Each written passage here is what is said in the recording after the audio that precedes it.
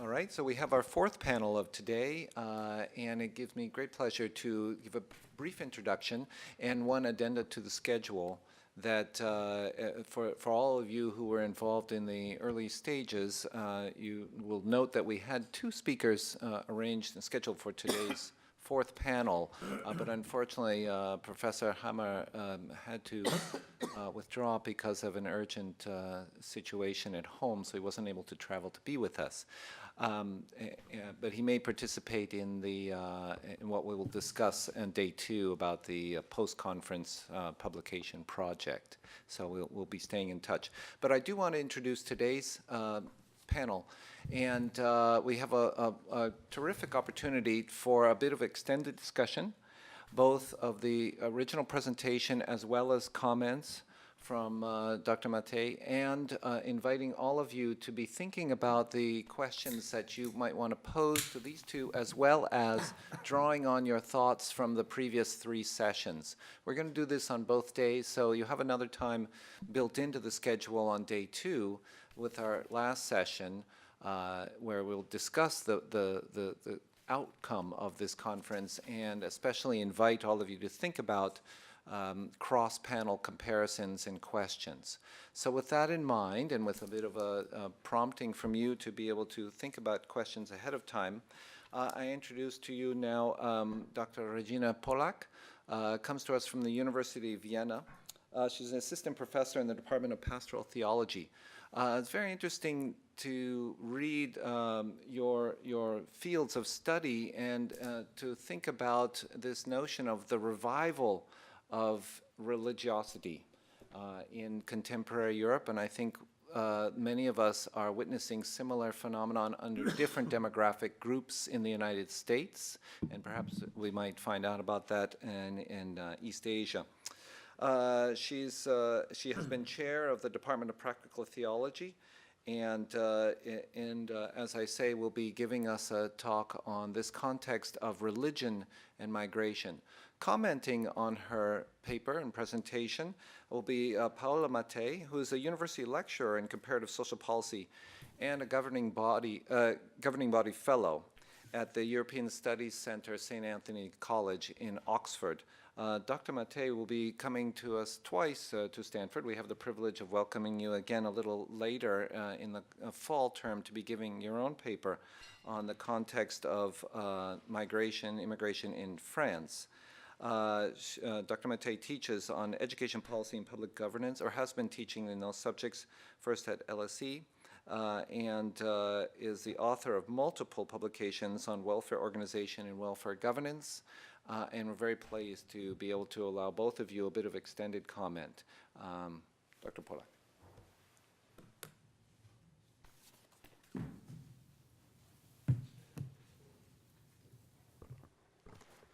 Thank you very much for the invitation. Please find the handout on your table, and here are some left. I feel like a bit like an alien with my discipline. I will do my presentation in 4 steps. First step, religion and migration, a problem. Religion and migration share a common fate in Europe, particularly in Western Europe. Both are perceived primarily as a problem, as disruptive, and as a potential for conflict. They are some kind regarded as the alien. This has many causes, all above historical and political. We already heard that Europe became a society in migration in the 20th century, that is after 1945. The refugee movements after the Second World War, the immigration in the aftermath of decolonialization, and internal migration have contributed significantly to this change. Migration has indeed played a significant role in the past 500 years of European history in colonialism, industrialization, the formation of the nation states, and the development of the global capitalist economy.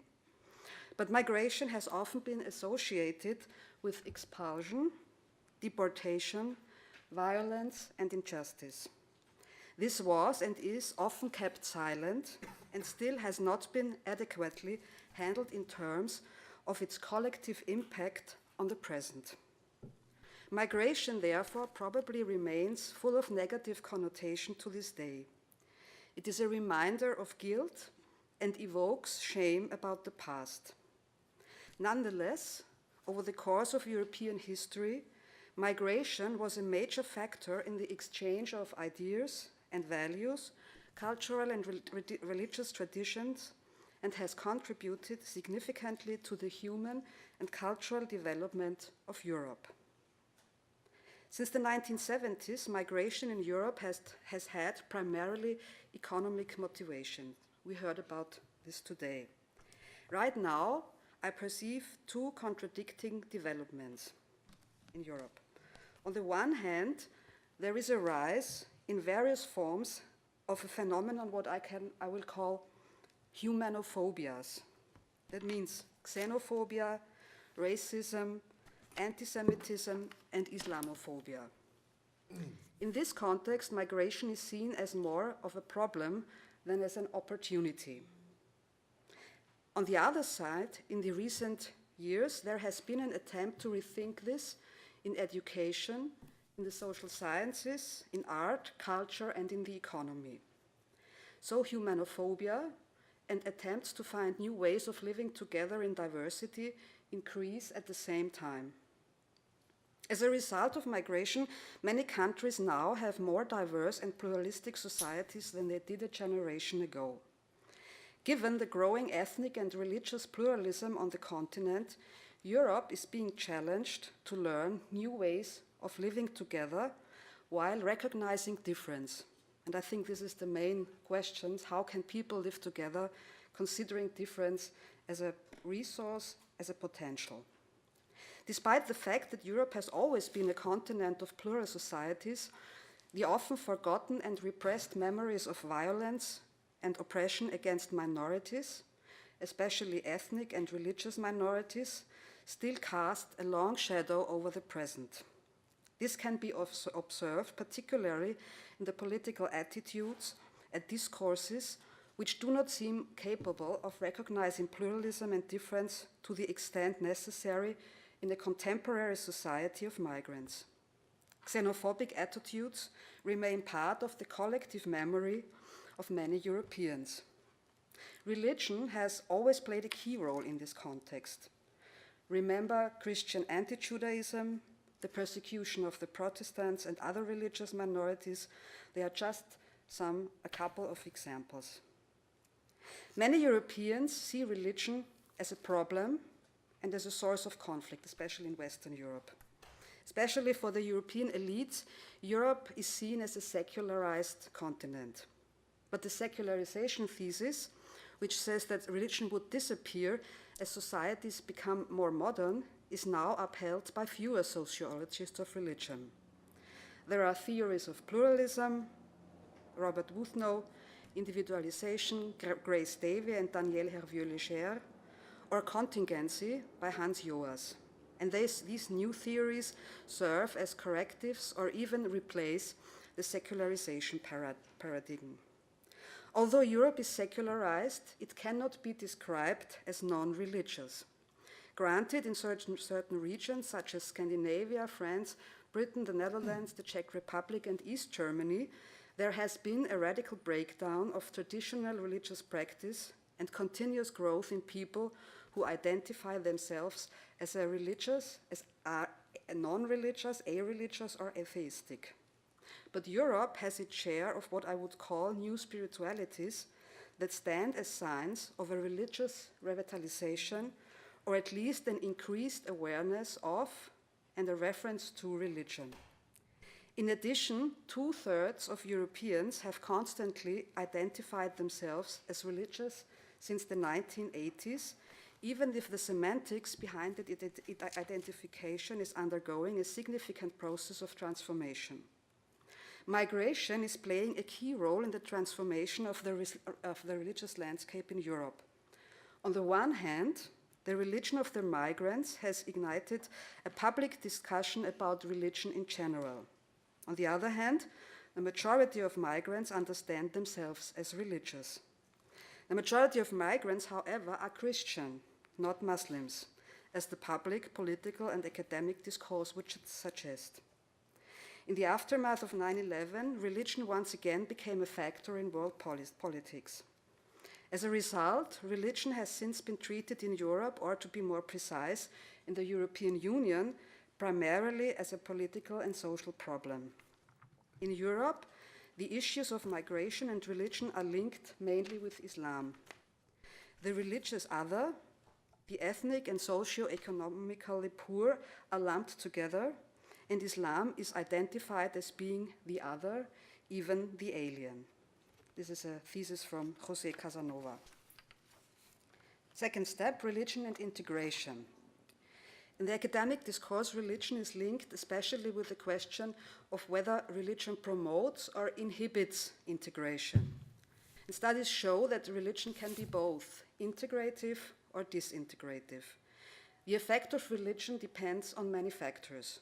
First, what does the speaker understand by integration?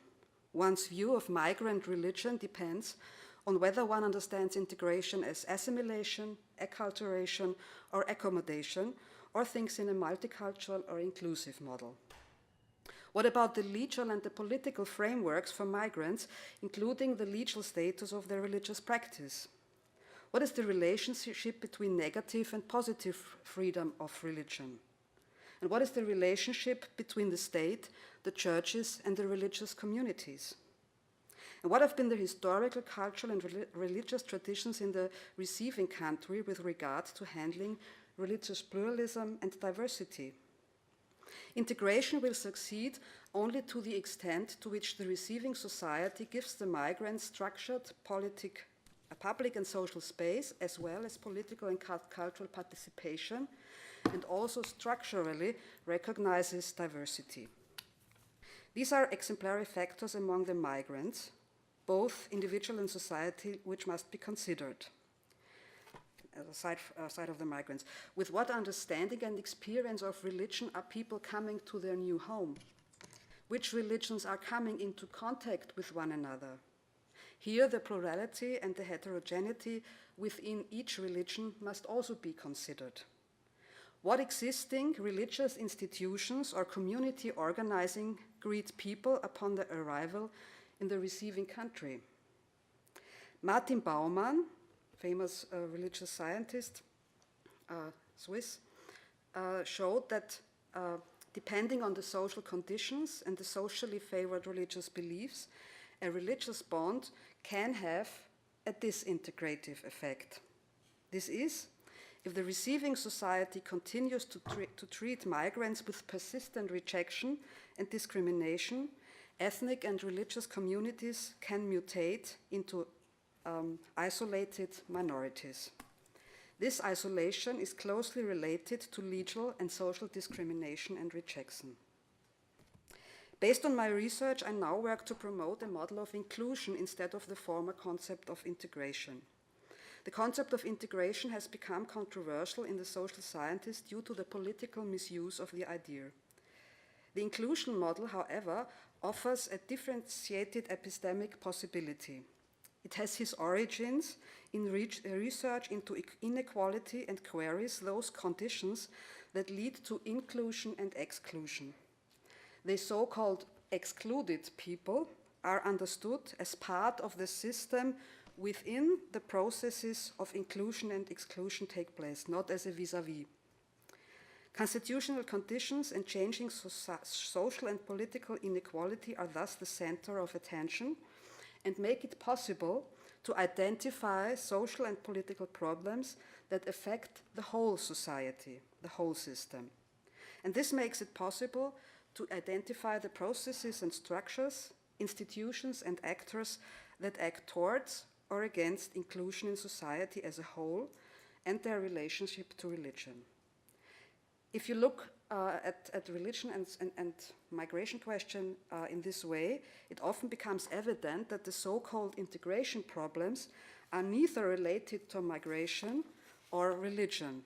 Migration and religion rather help to make visible those difficulties from which all members of a society suffer: poverty, social injustice, institutionalized discrimination, the lack of education in how to conduct rational public discourse about religion, as well as the general inability to live with difference and accept the other. Third point, the religious landscape is changed by migration. Three theses from Robert Schreiter. He has formulated three specific challenges connected with the migration of religion in Europe. First point, new religious structures are developing within the society, within the countries. By the second generation, at the latest, the immigrants begin to establish religious communities, associations, buildings, institutions, and begin claiming public space and recognition. The legal status of religion is challenged. New forms of interreligiosity and interculturalism are beginning to take shape. But in many places, locals are reacting with religious, argumentative xenophobia and racism. Second point, migration confronts the broader populace with forms of religiosity and practices that many, especially in Western Europe, had considered passé. Immigrants practice their religion more intensively in their receiving country than they had in their country of origin.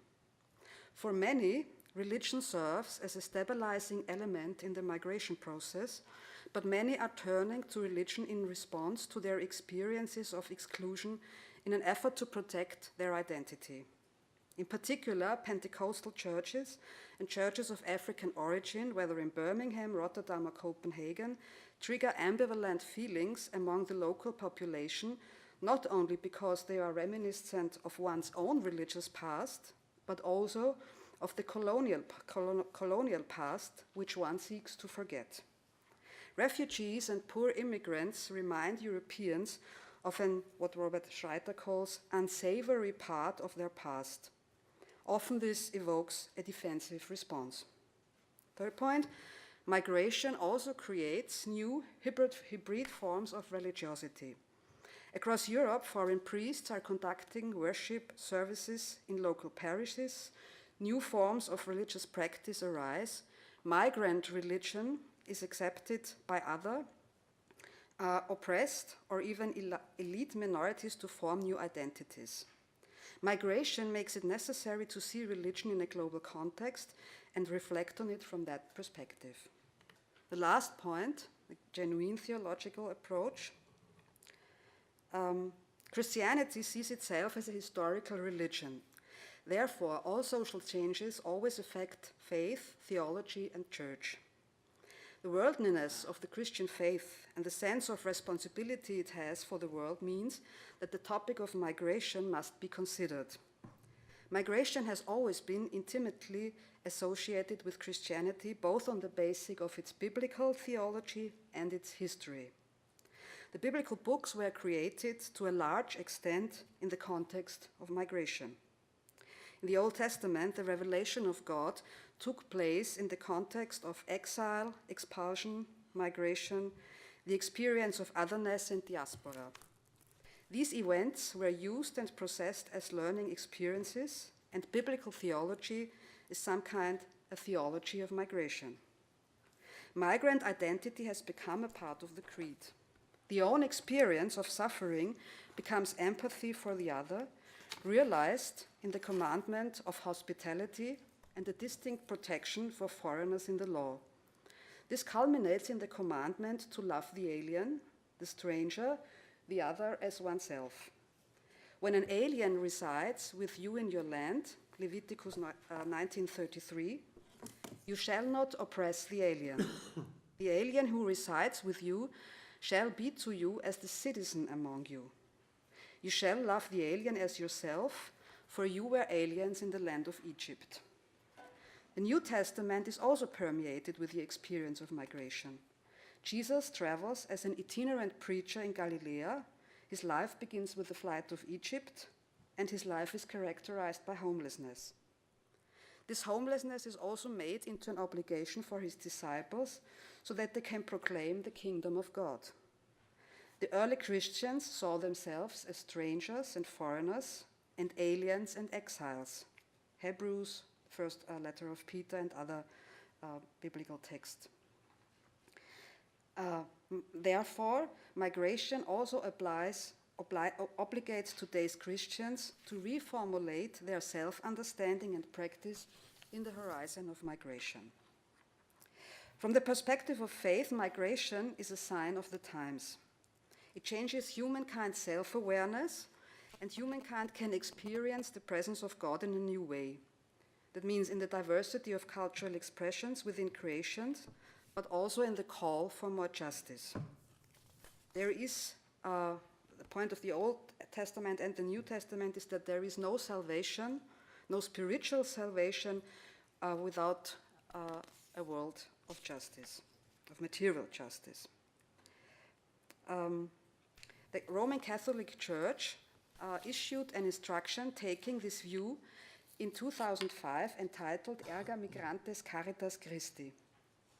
It says, we can therefore consider the present-day phenomenon of migration a significant sign of the times, a challenge to be discovered and utilized in our work to renew humanity and proclaim the gospel of peace.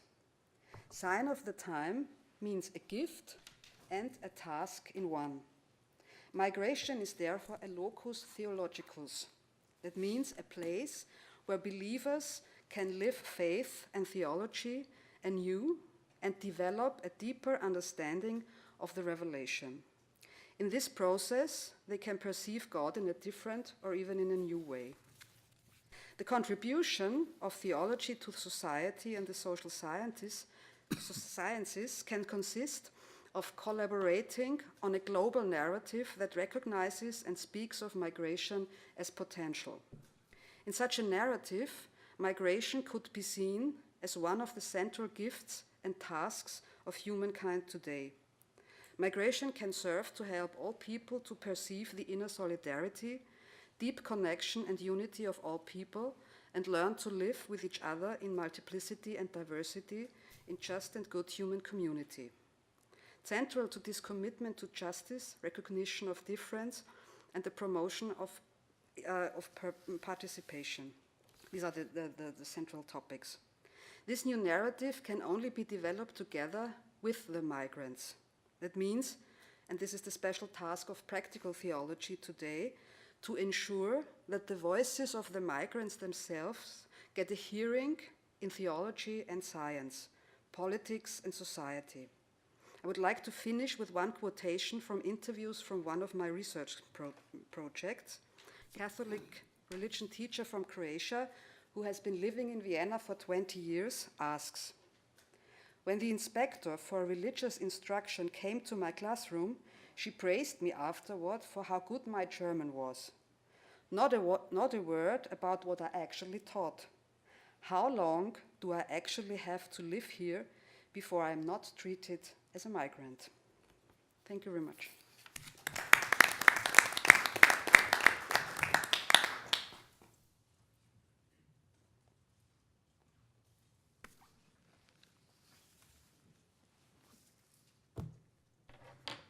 I'd like to thank the Europe Center and Roland in particular for the very kind invitation. I'm delighted to be here at Stanford and at this conference. I realize it's quite challenging to speak last, especially when it's almost bedtime in Europe and for many of our European colleagues. I'll try my best. Well, my comments will address directly the issues raised in Regina's paper that has inspired many reflections.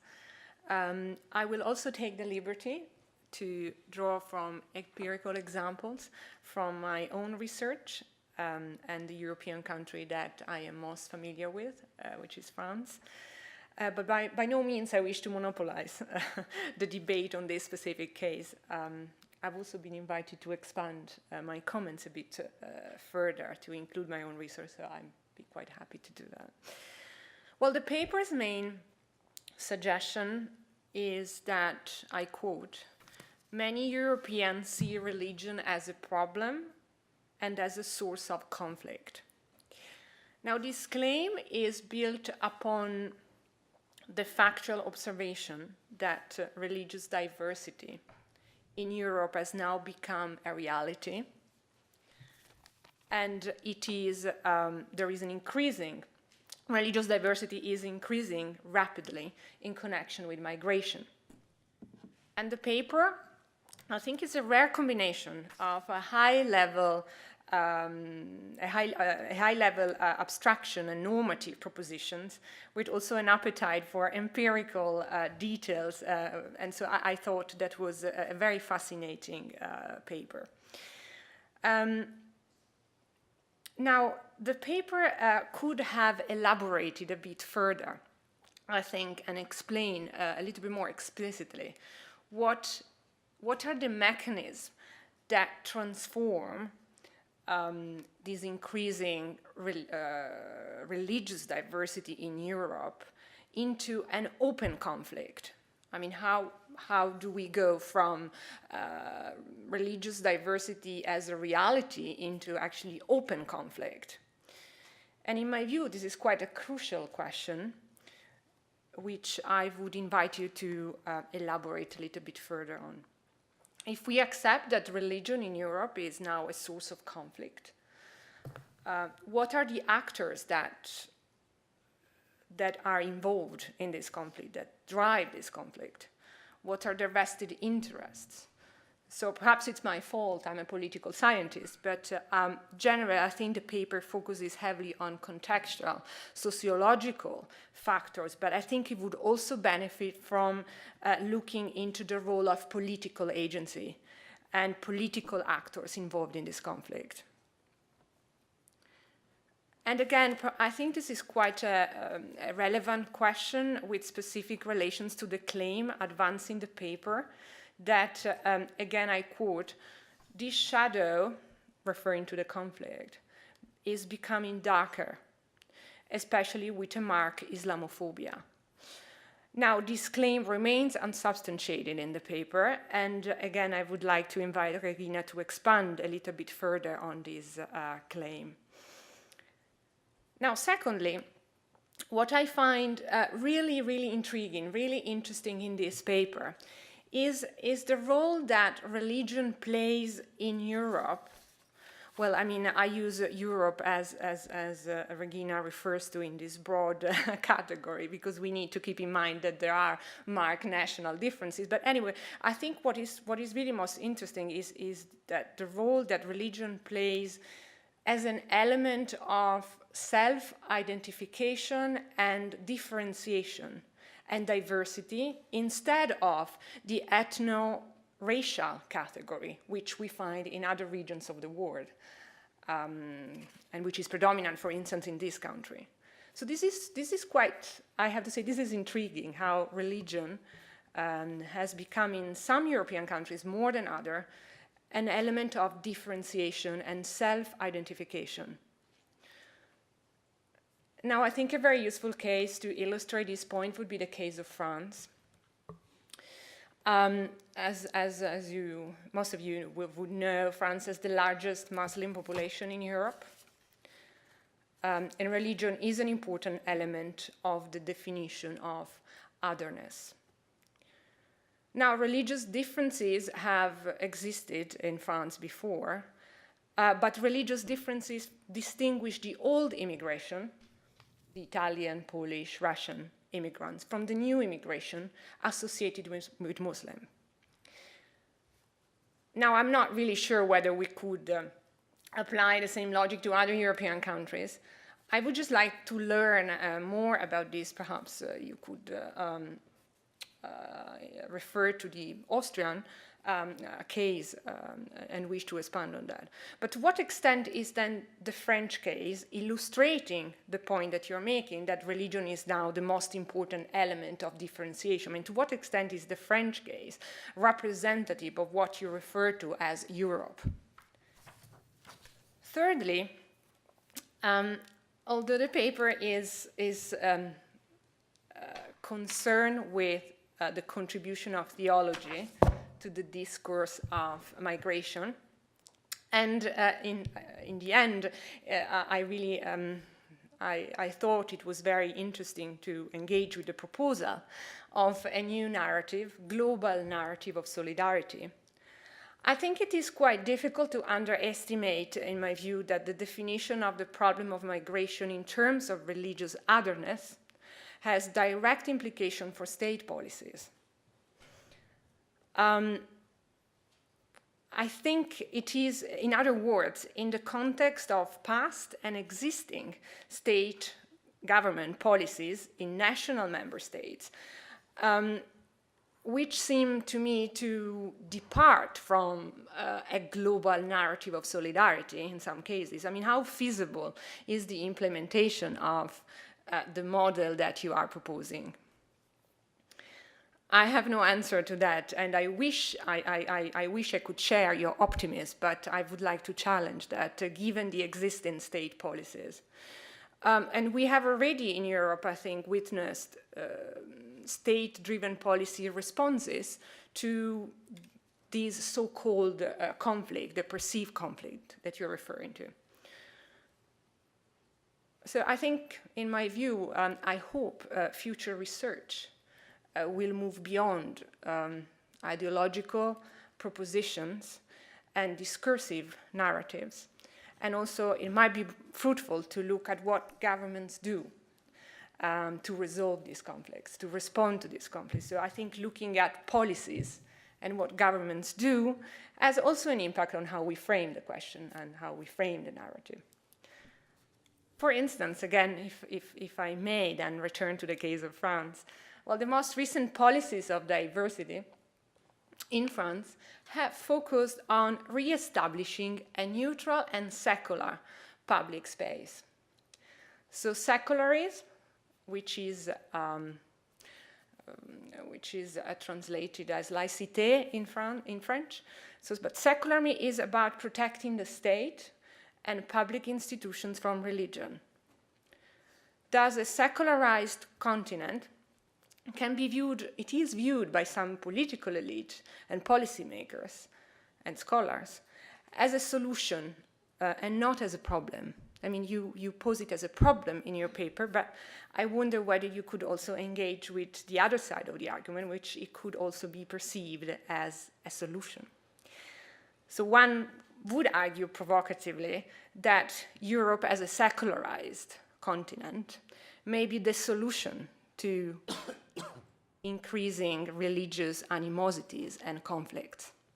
So I would be really interested in your reactions and your thoughts about the potentials of reestablishing in Europe a secular public sphere as a solution to increase conflict.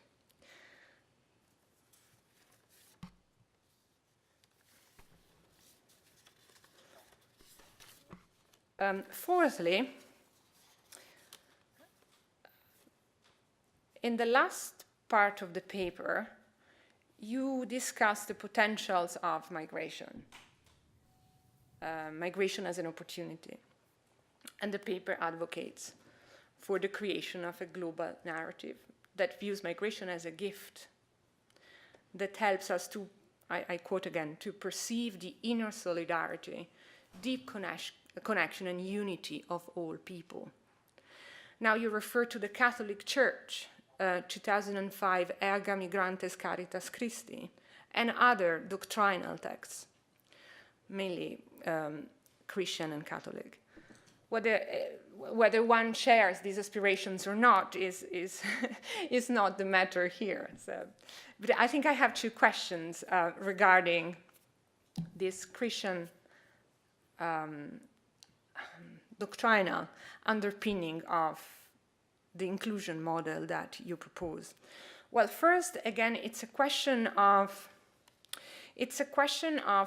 first question is a question of feasibility. I mean, how feasible do you think these normative propositions and this normative universalist model is given the European contextual factors that you describe? And secondly, and that's what I think worries me most in your proposal, if I may be bold to say, is that I'm not quite sure I understand how falling back to religion doctrine and religion sentiments, mainly Catholic Christian, can solve the religious conflicts that we witness now in Europe. I wonder whether leaning back to Catholic doctrine as a way to find dignity, as a way to find solidarity, is also not potentially risky for the purpose of integration. Now, I agree with you that material unfavorable conditions constitute a major obstacle for the process of integration, and I think your paper points to these material deprivation and structural factors. And naturally, I think immigrants who are subject to discriminations in many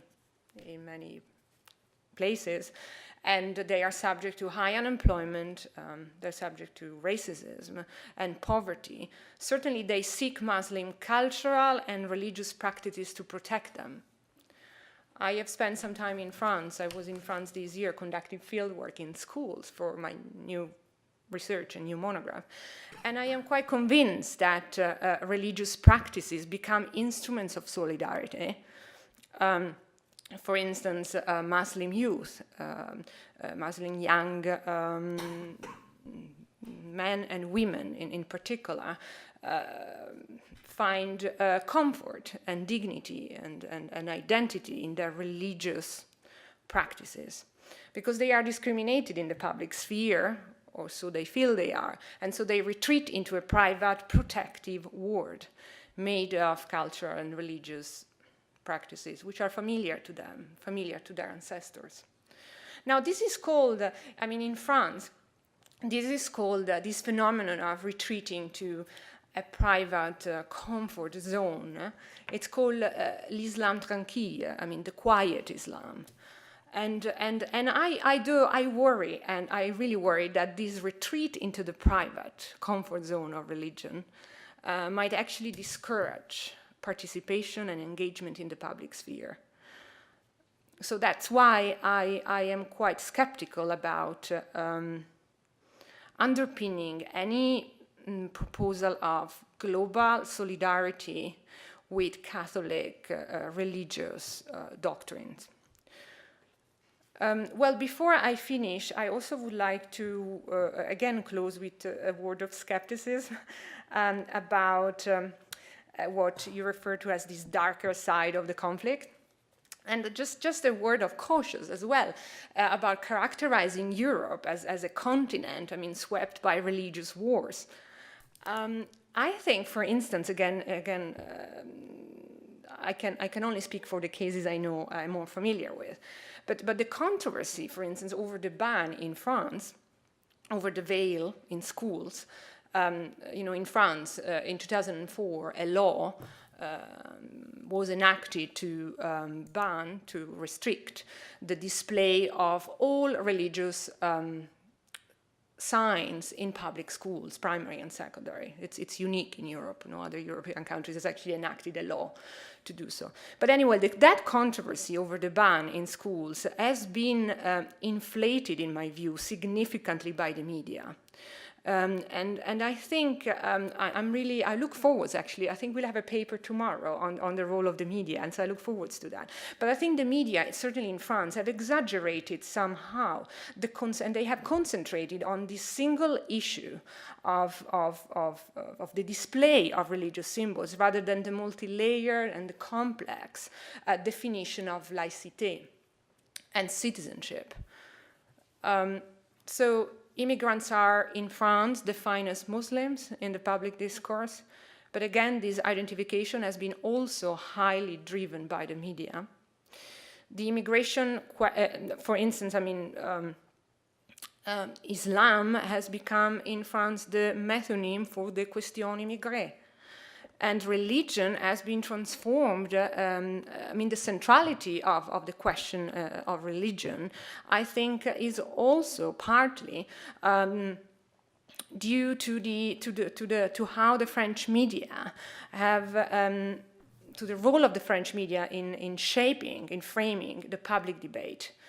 So as scholars, I hope, I don't think we can afford being trapped into some of the exaggerations which obscure, I think, analytical power. So I would like to ask you, I mean, I'm very interested in your reactions and thoughts about the extent to which this conflict has also been the result of a media-driven or partly media-driven phenomenon. For instance, I'm according to recent surveys conducted by two French scholars, Brouard and Tiberi, recently, last year, more than 80% of Muslims in France consider the word laïcité, consider secularism, very positive. This is striking, this is remarkable.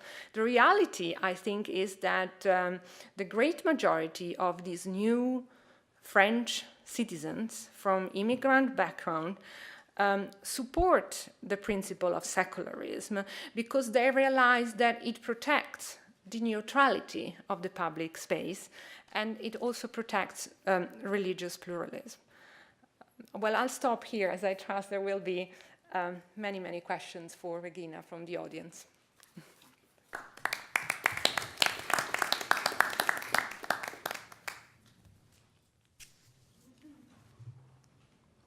I'll keep moderating from here. Then questions for Regina and for Paola.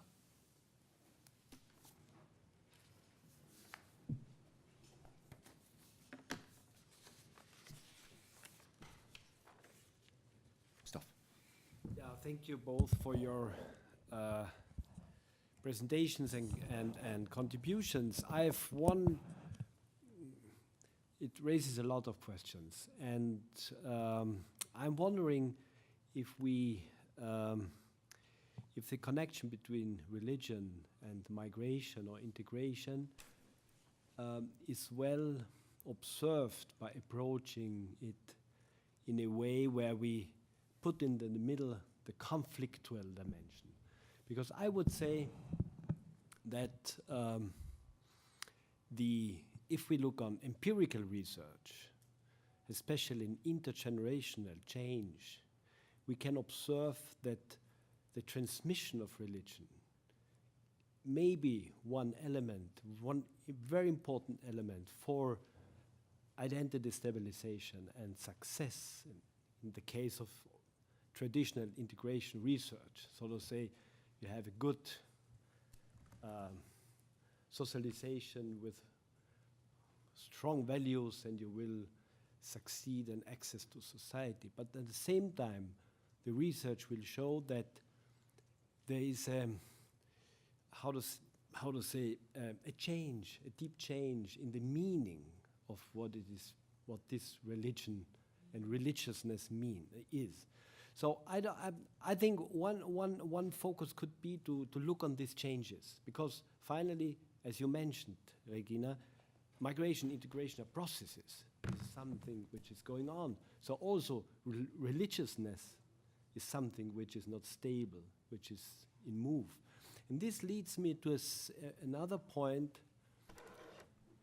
Personally, I find striking that the religious and the religious aspect comes back into the debate in migration research, especially in three notions.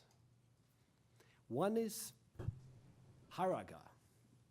Haraga is a notion which refugees or young people coming with a boat from Northern Africa to Europe use for identity change. Burning your soul. It's a religion, so to say. If you cross the border, this crossing of border has a religious dimension. The second is diaspora.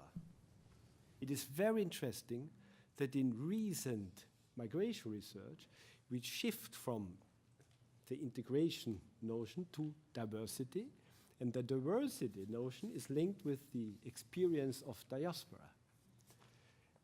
We are more and more speaking about ethnic minority, migrant diasporas in in globalized context, especially in the global city context. And third is exile.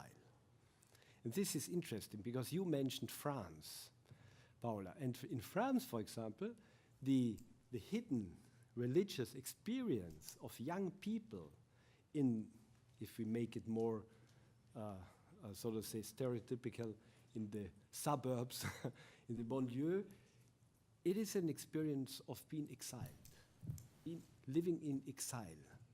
And this exile experience has also a religious dimension. So we have three notions which today in migration integration processes have a key role and have a non-secular, a non-economic sphere-related, so to say, religious dimension.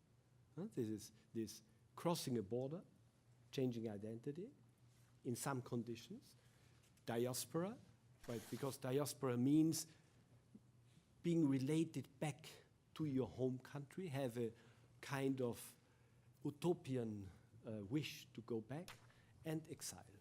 And maybe this could be a way to approach and to discuss this relation, complex relation between migration process and religion in an interesting way. It was more a comment than not a question. Perfect. Good ideas. Yeah, so Regina, you've really provoked a lot of comment, and we want to give you a chance to respond. Oh, there were so many questions. I say the things that are most important to me. I think it is very important to distinguish between if you talk about religion, between the individual, the public, and the political level. What you are telling about the stabilizing function of religion is shown in many studies, but I am also a theologian thinking person, and one of the main objectives of Christian faith in the Jewish tradition is also the political dimension of religion. That means religion not only stabilizes people. For migrants, this is impossible, but also destabilizes people, and this is considered to be good. It means to change the situations in society, to change the ways of thinking, what is called metanoia in the New Testament. I base my claims, this was what you asked me, mainly on the results of the European value system study, and there was one of the most interesting results for me, the influence of religiosity and religious values on all the other values, even political values that people have. And unfortunately, in this behavior, it has a stabilizing dimension.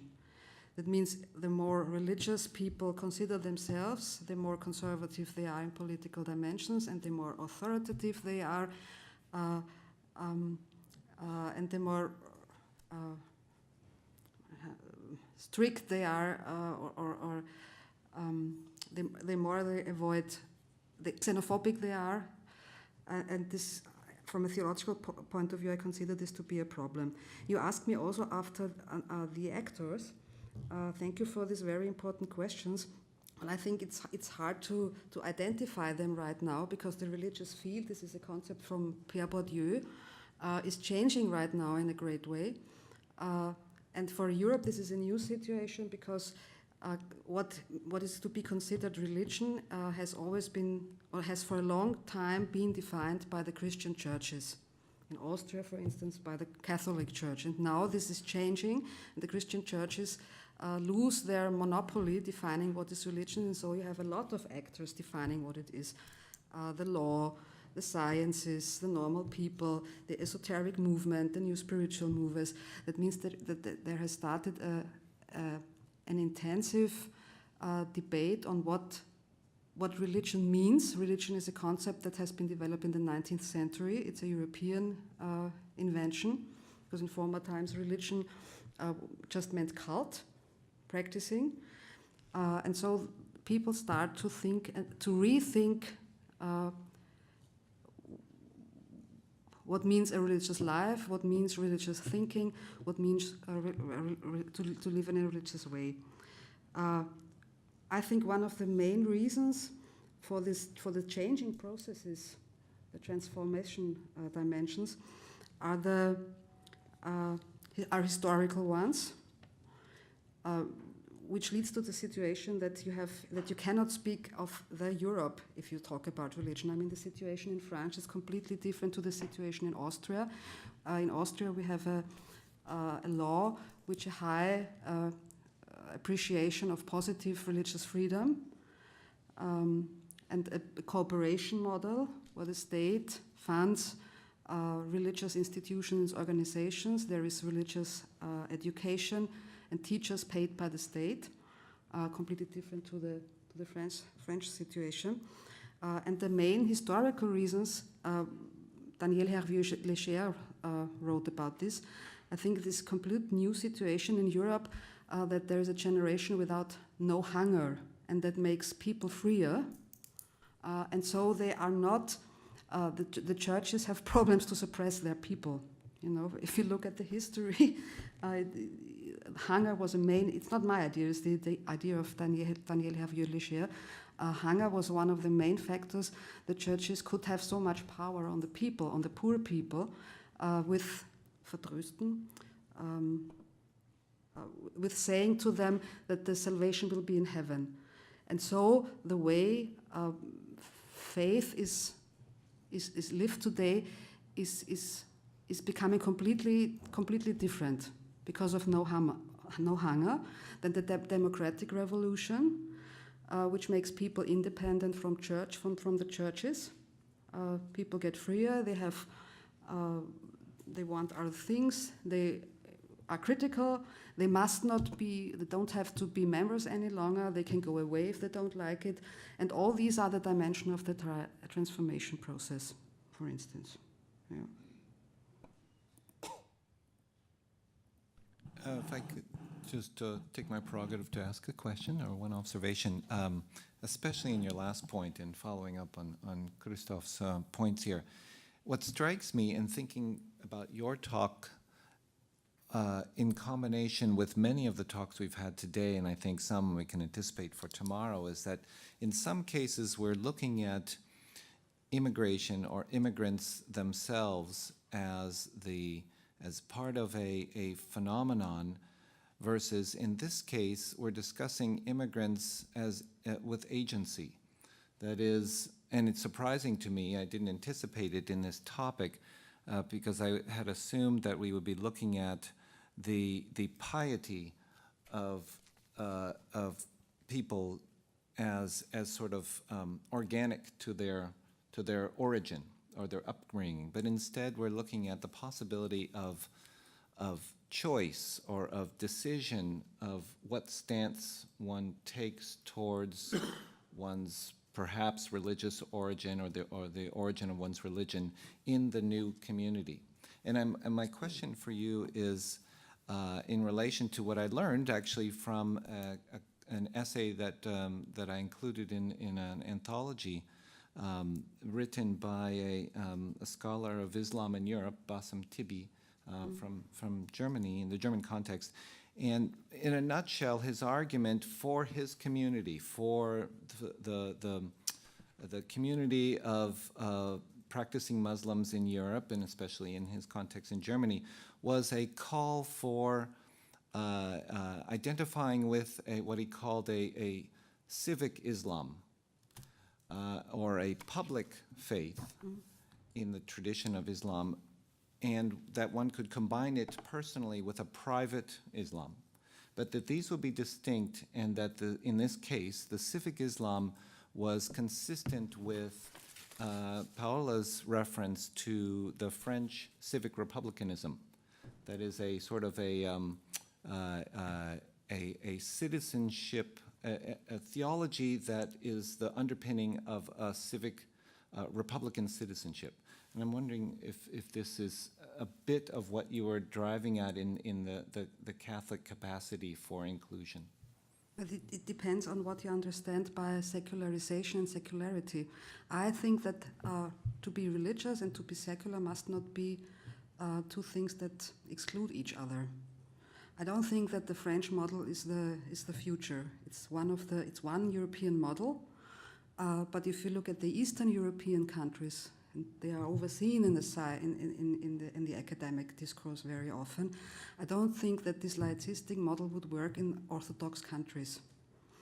I really think maybe it's because I love my country so much in this behavior, but I think a model where a religious diversity is allowed to be seen in public is better not for religious reasons, but also for political reasons, because then the religions themselves have to take part in a rational discourse. If you say religion is just something private and secularization is identified with privatization, then there is a big danger that the religious groups hide, and they have their isolated worlds, and they don't have to get in discussion with academic research, with political discussions. They are some kind of insulas, and I don't think this is for the reasons of peace and Gemeinwohl, the cohesion. This is not a very good solution. And as far as I know, in France, the teachers are taught religion because many of the pupils aren't even able to read the religious symbols in the museums, for instance. A lot of culture you are not able to understand without the religious knowledge. So I think the secularization is, if you mean the distinction between the state and the religion communities, I think this is after the religious war in Europe. It's obliged to stay on this political model, but there are different ways to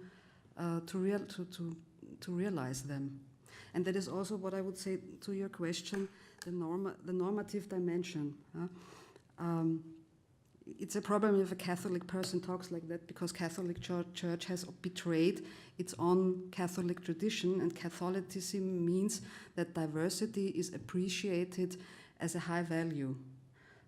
That the real history had a different way, we all know. But the idea would be to look at the different places and spaces and the history and cultural traditions on these spaces, and to see what solidarity means in this special context, and in which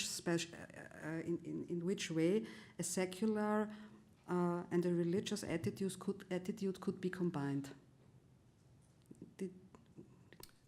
Did I?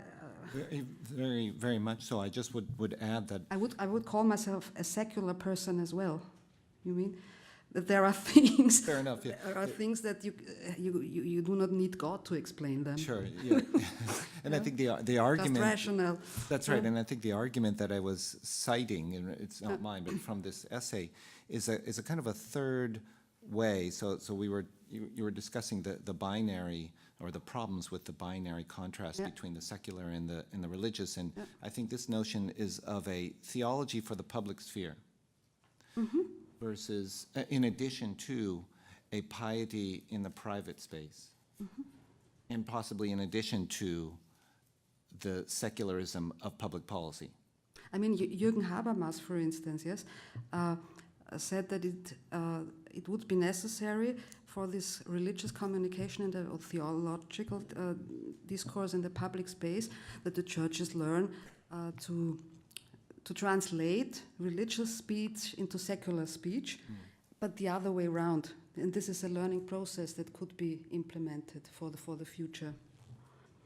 Because I think that religions stand for experiences with transcendence or humanity that are very important to be human. not the only one. I mean, they have no monopoly. Atheists have as well. I fully agree with you, Regina, that secularism, laïcité, you know, as the French, it's difficult, is not the negation of religion at all, but on the contrary, I think it offers a safeguard of religious pluralism and equal rights to all faiths. And I mean, I hope I have not, I don't think I have suggested that it is not possible. I mean, France does allow and support religious pluralism, but I think it's within state institutions such as public schools. I mean, the ban of the veil, for instance, applied only to primary and secondary schools. So, you know, in the public sphere, in the public space, it is possible to express your religious affiliation, but within institutions which are designed to instill Republican values, such as schools, it becomes necessary. I mean, according to the French law, to prohibit the display of religious signs. But also, I must say that I think it has been the case, and again, I think it's difficult to underestimate that. Some religious groups, especially fundamentalist groups in Europe, wish to express their religious sentiments and faith in the public sphere as a political project. And that's, I think, what poses problem to many French policymakers. It's when Muslim groups, some, you know, the fundamentalists, use religion as a vehicle to express political, cultural ambitions against the French state. So that's perhaps we need to differentiate. And I think I think the question you raised at the beginning, I mean, the meaning of religion is fluid, it's changing, and sometimes it's a vehicle for political projects, for cultural ambitions, and so yeah, but can I just very quickly?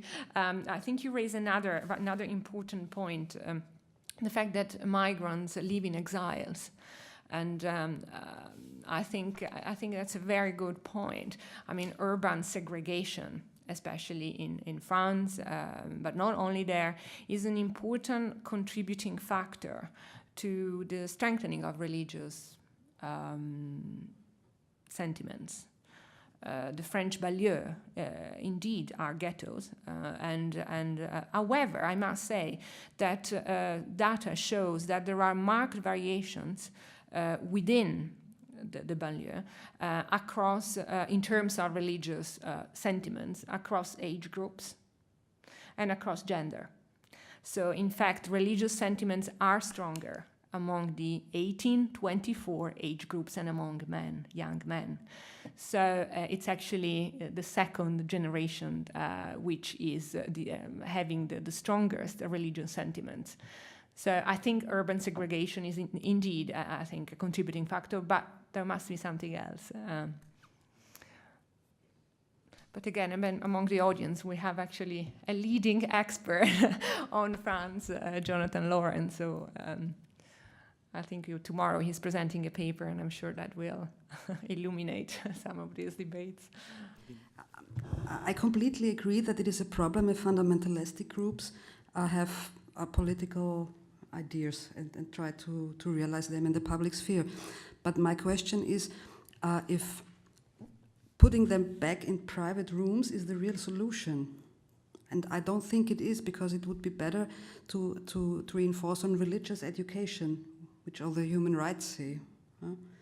So that, I mean, religion is you asked me if it makes sense to stress the topic of conflict. And I thought about this, and I think yes, because religious is an ambivalent thing.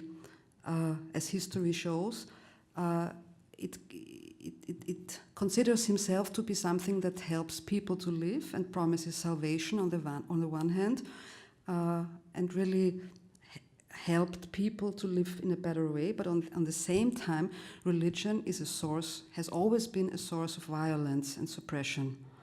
And I think this, one of the reasons for this is that religion touches or thematisiert, thematicizes the holiness. And holiness and transcendence is something different. And when human beings see difference, it's always a dangerous situation and makes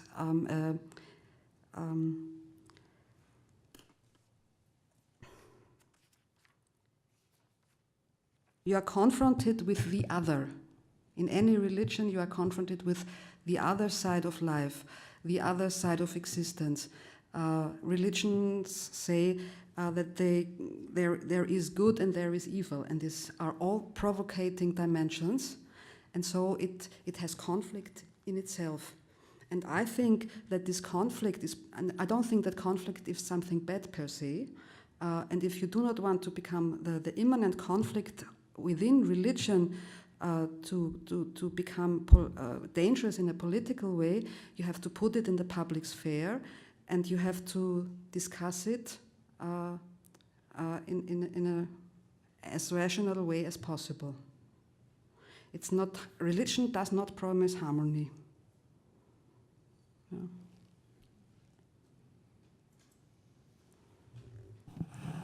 Are there other questions, comments, observations?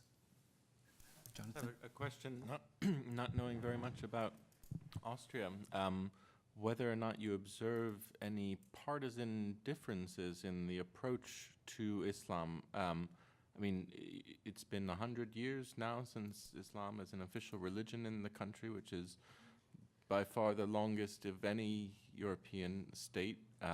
The only West Europe, the only EU member that has a historic Muslim community. And yet it's suffered from basically all the same debates and unresolved issues as all of the sort of new Muslim migration countries. And I wonder whether or not the party politics of Austria has anything to do with this, in particular the earlier strength of a populist right-wing party. Do you see any influence of coalition composition on the discussion of Muslim integration? Are left-wing parties more optimistic, or are they more unfriendly to religion because of their own secularist pasts? In Austria. Yeah, in Austria. I mean, the French case is interesting because there's a kind of consensus across left and right, and so it doesn't much matter if you have a Gaullist or a socialist interior minister. They'll have similar views of religion's place in the Republic, and so I wonder whether you have any thoughts about that in the Austrian context. I have not made research on the Islam studies. Maybe you could answer this. What at one point, it's what I perceive is an ambivalent situation, because on the one hand, in Austria we have Islamic religious education at schools. We have Islamic Religious Pedagogic Academy. We have now a network at the University of Vienna with Islamic studies, and we have an education for the imame. This is the one side, and I think this is very progressive concerning the integration question. On the other hand, if you look at the value studies in the population, you have a very high Islamophobia. It's ambivalent. That's what I see. Don't know how you receive this. I think the consensus is on the religiousness. Austria is a religious country, so there's a broad consensus that religious has to play or should play or will play a role in the country. So the cross or the religious symbols in public spaces or public institutions are not contested, only from marginal left groups, so to say. And I think this is an interesting point, and this is, I found it, I think it's not so much in contradiction with Islamophobia tendencies, because they have different reasons. No? So this is more the institutional arrangement, which is quite different in Austria, for example, if you compare it with France. I mean, in Austria there has been a long time a very strong connection between the Catholic Church and the politics, and this is going to an end.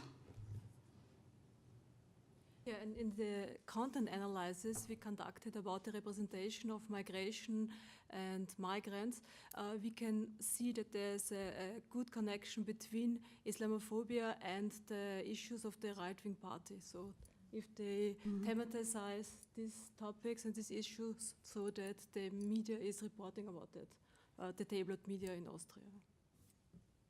There's a strong connection. It's very interesting because that basically all of that historical presence doesn't add up to anything then, right? It doesn't. Austria is an ambivalent country. Oh, as you know. I think there's one important point, and this leads me back to your France description, and you say the old and the new migration. The what you call the new migration from Muslim countries, the Muslim migration, we could also say one important part of that is in the context of colonialism and post-colonial society. And this is also one aspect we should consider with regard to Austria. So the relation to the Bosnia-Herzegovina and Bosnia, which had been finally the background of the acceptance, recognition of the Muslim religion, is a dependence between the center, Vienna, the Austrian monarchy, and, so to say, an interior colony. So, and I think this is important, how religion or religious groups find their place in society, even if you would say conflictual, in a conflictual situation. So in France, for example, of course, it is, you have the heritage of colonial history, and that these new, so to say, I wouldn't say new, migration is in the context of this history of colonialism, post-colonial, of war, Algerian war, and so on and so on. And may I add, this reminds me of a thesis of a Methodist theologian who said that the Austrian Habsburg Empire also was a kind of colonialistic system, and there was I think one reason could also be the cultural rule or narrative. You can be here if you are different, but it is better that we do not see you if you are different. For instance, the Protestant churches, Joseph II, when he allowed Protestantism in Austria, there were special rules for these churches, for the Protestant churches. That means they should be built in a way that you could not recognize them as churches, 50 meters away from the main street and the door on the other side. That means you can be here, but you are not allowed to be seen. Difference considered as a problem. And I think this cultural tradition and way of perception is still present in the Austrian populations.